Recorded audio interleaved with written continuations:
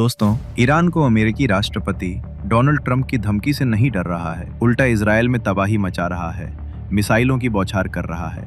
तो ईरान ने plan B भी तैयार कर लिया है। जैसे ईरान ने इजराइल के लिए नर्क का दरवाजा खोल दिया है, उधर डोनाल्ड ट्रंप ईरान पर दबाव बनाने की कोशिश कर रहे हैं, धमकी दे रहे हैं। लेकिन ईरान धमकी से डर नहीं रहा है। जिस तरह से ईरान ने इजराइल के तेल अवीम और हाइफा में कोहराम मचाया है, उससे बेंजामिन नेतन्याहू बौखला गए हैं। ट्रंप भी बहुत परेशान है। G7 समिट को बीच में छोड़कर जाना पड़ा, क्योंकि उधर ईरान के सुप्रीम लीडर आया खामेनी ने साफ कह दिया है कि जंग की शुरुआत इजराइल ने की, लेकिन इसे खत्म ईरान करेगा।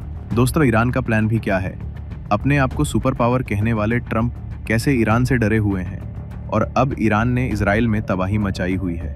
इसी खबर पर विस्तार से बात करूंगा। नमस्कार, आप देख रहे हैं देश नीति। दोस्तों, सबसे पहले ये देखिए, दैनिक जागरण की खबर में लिखा है। खबर 17 जून की है।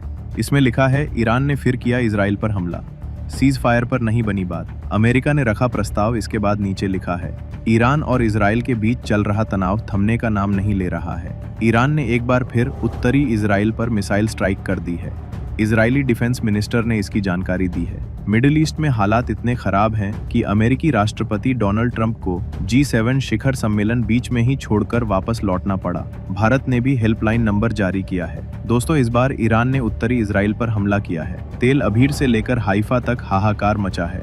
ईरान अब इजराइल की हर उस लोकेशन को टारगेट कर रहा है, यानी इजराइल के वो शहर जो सुरक्षा के लिहाज से बेहद खास माने जाते हैं। तेल अवीव जो इजराइल की राजधानी है, हाइफा वो आर्थिक राजधानी है। इससे तो यही लग रहा है कि खामेनी ने बहुत सोच समझकर रणनीति सेट की है। हर जगह तबाही हो रही है। ईरान के मिसाइलों को रोकने में नाकाम रहा, अब इजराइल के अंदर नजर नहीं आ रहा है। ये सब देखकर एक तरफ जहां नेतन्याहू टेंशन में बंकर जाके छिपे हुए हैं, अपने नागरिकों को भी बंकर में जाने का आदेश दे चुके हैं, तो वहीं दूसरी तरफ उनके आका डोनाल्ड ट्रंप युद्ध रुकवाने के लिए परेशान है।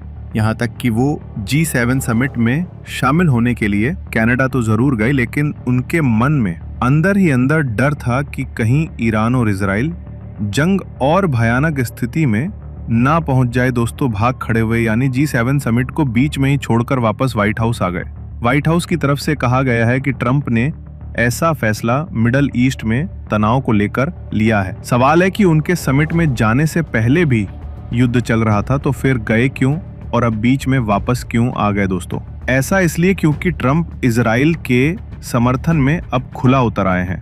17 जून को ट्रंप ने तेहरान को तुरंत खाली करने की धमकी दी है। उसने कहा कि ईरान ने न्यूक्लियर डील नहीं की तो हम फोर्डो न्यूक्लियर साइट पर हमला करेंगे। लेकिन इधर ईरान की तरफ से भी कह दिया गया है कि वो धमकी से डरता नहीं है। ये देखिए, दैनिक भास्कर की खबर में लिखा है, ईरान के पास करीब 20,000 मिसाइलें हैं। अगर हमने एक दिन में 200 मिसाइलें भी दागी तो इस हिसाब से हमारे पास 100 दिन तक लगातार दागने के लिए मिसाइलें हैं। इजराइल और अमेरिका दोनों के पास इतना बड़ा डिफेंस सिस्टम नहीं है कि इन्हें रोक पाए। दोस्तों, ये बात कही है ईरान के डायरेक्टर ऑफ डिप्लोमेटिक हाउस हामिदर रजा गुलामजदे ने। इस बयान से साफ है कि ईरान के पास मिसाइलों का जखीरा है और इसी से खामेनी ने अपना प्लान भी तैयार कर लिया है। दोस्तों, सच से तो यही लग रहा है कि ईरान पूरी तरह कमर कसकर अपने ऊपर हुए हमले का जवाब देने के लिए तैयार है।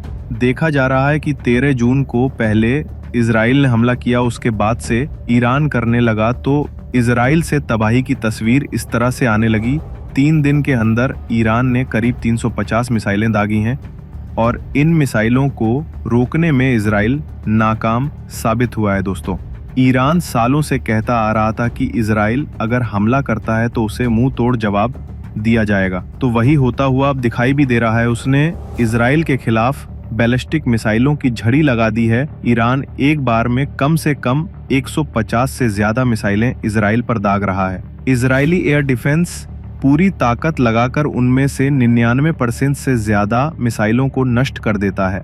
फिर भी 5 से 7 बैलिस्टिक मिसाइलें गिरती ही हैं, जिससे इजरायली क्षेत्र में तबाही मच जाती है।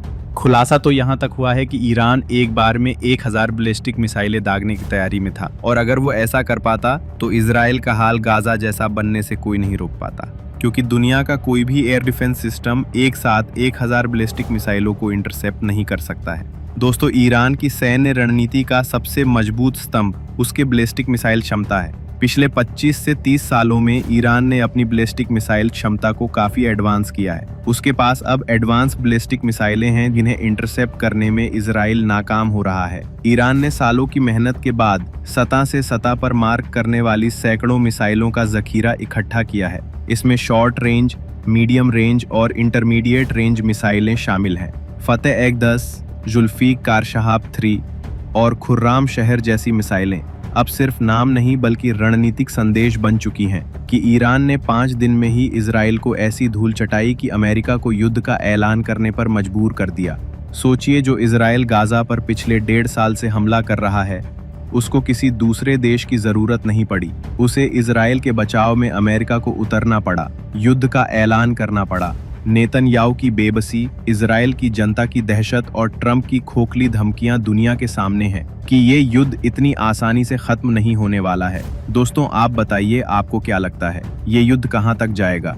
क्या ईरान के जवाबी हमले से डोनाल्ड ट्रंप और नेतन्याहू बौखला गए हैं? क्या अमेरिका ईरान पर हमला करेगा तो जैसे इजराइल को जवाब दे रहा है, वैसे अमेरिका पर भी ईरान भारी पड़ेगा? अपनी राय हमें कमेंट बॉक्स में जरूर लिखें। फिलहाल के लिए इस खबर में इतना ही। आप मित्रों, देश नीति को आपकी सपोर्ट की बहुत ज्यादा जरूरत है। कृपया अपना प्यार माये रखें।